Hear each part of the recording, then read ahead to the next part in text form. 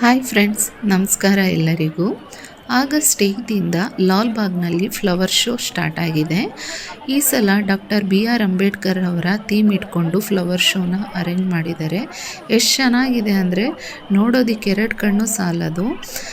ಮಕ್ಕಳನ್ನೆಲ್ಲ ಕರ್ಕೊಂಡೋಗಿ ಒಂದು ಸಲ ತುಂಬ ಚೆನ್ನಾಗಿದೆ. ಎವ್ರಿ ಇಯರ್ ಇಂಡಿಪೆಂಡೆನ್ಸ್ ಡೇ ಮತ್ತು ರಿಪಬ್ಲಿಕ್ ಡೇ ದಿನ ಫ್ಲವರ್ ಶೋನ ಅರೇಂಜ್ ಮಾಡ್ತಾರೆ. ಅಂದಾಗೆ ಇದ್ರ ಹಿಸ್ಟ್ರಿ ಚೆಕ್ ಮಾಡೋಕ್ಕೆ ಹೋದರೆ ಲಾಲ್ ಬಾಗ್ ಅನ್ನೋದು ಒಂದು ಹಿಂದಿ ವರ್ಡ್. ಲಾಲ್ ಅಂದರೆ ಕೆಂಪು, ಬಾಗ್ ಅಂದರೆ ತೋಟ ಅಂತ. ಸೊ ಕೆಂಪು ತೋಟ. ಅಂದಾಗೆ ಈ ಸಸ್ಯ ಉದ್ಯಾನವನವನ್ನು ನಿರ್ಮಿಸಿದ್ದು ಯಾರು ಗೊತ್ತಾ? 1790ರಲ್ಲಿ ಮೈಸೂರಿನ ಆಡಳಿತ ನಡೆಸುತ್ತಿದ್ದಂಥ ಹೈದರಾಲಿಯು ಈ ಸಸ್ಯ ಉದ್ಯಾನವನ್ನು ಕಟ್ಟೋದಕ್ಕೆ ಸೂಚನೆ ನೀಡ್ತಾನೆ. ಆದರೆ ಇದು ಆತನ ಮಗ ಟಿಪ್ಪು ಸುಲ್ತಾನನ ಕಾಲದಲ್ಲಿ ಪೂರ್ಣಗೊಳ್ಳುತ್ತೆ. ಹೈದರಾಲಿಯು ಇದನ್ನು ಮೊಘಲರ ಆಳ್ವಿಕೆಯಲ್ಲಿದ್ದ ಮೊಘಲ್ ಉದ್ಯಾನಗಳ ಮಾದರಿಯಲ್ಲಿ ಈ ಉದ್ಯಾನವನವನ್ನು ನಿರ್ಮಿಸಲು ಹೈದರಾಲಿ ಡಿಸೈಡ್ ಮಾಡ್ತಾನೆ.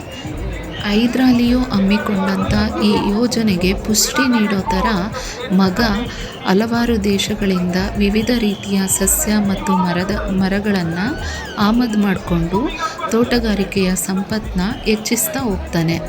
ಹೈದರಾಲಿಯು ತೋಟಗಾರಿಕೆ ಈ ಕಲೆಯಲ್ಲಿ ಜಾಸ್ತಿ ಉತ್ತಮವಾಗಿ ಎಕ್ಸ್ಪೀರಿಯನ್ಸ್ ಹೊಂದಿದ್ದಂಥ ತಿಗಳ ಸಮುದಾಯದ ಜನರನ್ನು ಈ ಕೆಲಸಕ್ಕಾಗಿ ನೇಮಿಸಿರ್ತಾನೆ. ಲಂಡನ್ನಿನಲ್ಲಿರುವ ಕ್ರಿಸ್ಟಲ್ ಪ್ಯಾಲೇಸ್ ಮಾದರಿಯಲ್ಲಿಯೇ ಲಾಲ್ ಬಾಗ್ನಲ್ಲಿ ಗ್ಲಾಸ್ ಹೌಸ್ನ ನಿರ್ಮಾಣ ಮಾಡಲಾಗಿದೆ. ಇದಕ್ಕೆ ನವೆಂಬರ್ 30, 1898ರಂದು ಪ್ರಿನ್ಸ್ ಆಲ್ಬರ್ಟ್ ವಿಕ್ಟರ್ ಅಡಿಗಲ್ಲಾಗ್ತಾರೆ. ನಂತರ ಲಾಲ್ ಬಾಗ್ನ ಮೇಲ್ವಿಚಾರಕರಾದಂಥ ಜೇಮ್ಸ್ ಕ್ಯಾಮ್ರಾನ್ ಇದನ್ನು ನಿರ್ಮಾಣ ಮಾಡ್ತಾರೆ. ಲಾಲ್ ಬಾಗ್ ಉದ್ಯಾನವನಕ್ಕೆ ಹೋಗೋದಕ್ಕೆ ಮತ್ತು ಬರೋದಕ್ಕೆ 4 ಕಡೆಯಿಂದನೂ ದ್ವಾರಗಳನ್ನ ಇಡ್ತಾರೆ. ಬೆಂಗಳೂರಿನ ನಿರ್ಮಾತೃ ನಾಡಪ್ರಭು ಕೆಂಪೇಗೌಡರ ಗೋಪುರ ಹೊಂದಿರುವಂಥ ಬಂಡೆಯೂ ಸಹ ಈ ಲಾಲ್ ಬಾಗ್ನ ಒಂದು ಆಕರ್ಷಣೀಯ ಸ್ಥಳ. ಬೇರೆ ಬೇರೆ ದೇಶಗಳಿಂದ ಆಮದು ಮಾಡಿಕೊಂಡಿರುವಂಥ ಹಲವಾರು ಅಪರೂಪ ಸಸ್ಯಗಳ ಜಾತಿಗಳನ್ನು ಇಲ್ಲಿ ಉಳಿಸ್ಕೊಂಡು ಬಂದಿದ್ದಾರೆ. ಮತ್ತು ದೇಶದಲ್ಲೇ ತುಂಬ ಹಳೆಯದಾದಂಥ ಮರಗಳನ್ನು ಗುರುತಿಸೋದಕ್ಕೆ ಆ ಮರಗಳ ಹತ್ರ ಆ ಲೇಬಲ್ನೆಲ್ಲ ಸ್ಟಿಕ್ ಮಾಡಿದ್ದಾರೆ. ಅಂದರೆ ನಾವು ಈಸಿಯಾಗಿ ರೆಕಗ್ನೈಸ್ ಮಾಡೋದಕ್ಕೆ. Okay, come to present. August 8ರಿಂದ ಆಗಸ್ಟ್ 19ವರೆಗೂ ಫ್ಲವರ್ ಶೋ ನಡೀತಾ ಇದೆ. ಇದು ಲಾಲ್ ಬಾಗ್ನಲ್ಲಿ ನಡೀತಾ ಇರೋವಂಥ 216ನೇ ಫಲಪುಷ್ಪ ಪ್ರದರ್ಶನ. ಈ ಪ್ರದರ್ಶನದಲ್ಲಿ ಡಾಕ್ಟರ್ BR ಅಂಬೇಡ್ಕರ್ ಅವರ ಜೀವನ ಪಯಣ, ಅವರ ಜೀವನದ ಸಾಧನೆಗಳು ಮತ್ತು ಅವರು ಮಾಡಿರುವಂಥ ಪ್ರಮುಖ ಭಾಷಣಗಳನ್ನು ಬಿಂಬಿಸುವಂಥ ವಿಡಿಯೋಗಳು ಮತ್ತು ಗ್ಲಾಸ್ ಹೌಸ್ನಲ್ಲಿ ಅವ್ರ ಚೈಲ್ಡ್ಹುಡ್ ಮೆಮೊರೀಸ್ಗಳನ್ನೆಲ್ಲ ರಿಕಲೆಕ್ಟ್ ಮಾಡಿದ್ದಾರೆ. ಹಣ್ಣು ತರಕಾರಿಗಳ ಮೇಲೆ ತುಂಬ ಚೆನ್ನಾಗಿ ಕೆತ್ತನೆ ಮಾಡಿದ್ದಾರೆ. ಜಾನೂರ್ ಆರ್ಟ್, ಇಕೆಬಾನ ಮತ್ತು ಬೋನ್ಸಾಯ್ ಇದೆಲ್ಲ ಒಂಥರ ವೀವರ್ಸ್ನ ತುಂಬ ಅಟ್ರಾಕ್ಟಿವ್ ಮಾಡುತ್ತೆ. ಬೆಳಗ್ಗೆ 7ರಿಂದ ಸಂಜೆ 7 ತನಕನೂ ಎಂಟ್ರಿ ಇದೆ. ಅಡಲ್ಟ್ಗೆ 100 ರೂಪೀಸ್ ಮತ್ತು ಮಕ್ಕಳಿಗೆ 30 ರೂಪೀಸ್ ಇದೆ. ಏನಾದರೂ ಮಕ್ಕಳು ಯೂನಿಫಾರ್ಮ್ ಹಾಕ್ಕೊಂಡು ID ಕಾರ್ಡ್ ತೋರಿಸಿದ್ರೆ ಸ್ಟೂಡೆಂಟ್ಸ್ಗೆಲ್ಲ ಫ್ರೀ ಎಂಟ್ರೆನ್ಸ್ ಇದೆ. ಕೆಲವೊಂದು ಸ್ಟಾಲ್ ಕೂಡ ಅಲ್ಲಿ ಹಾಕಿದ್ದಾರೆ.